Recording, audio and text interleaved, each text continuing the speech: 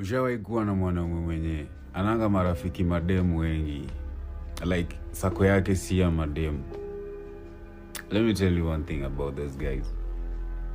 Wewe jamaa si eti hajui kukatiana, like hajui kuingiza dem box. Si eti hajui, anajua.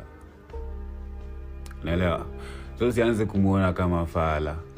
Eti unataka boy mwenye unaweza sikia eti sijui ako na nani.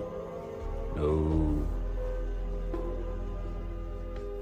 Kama unatafuta boy mwerevu, ni huyo mwenye ananga sako ya mademu. Unaelewa?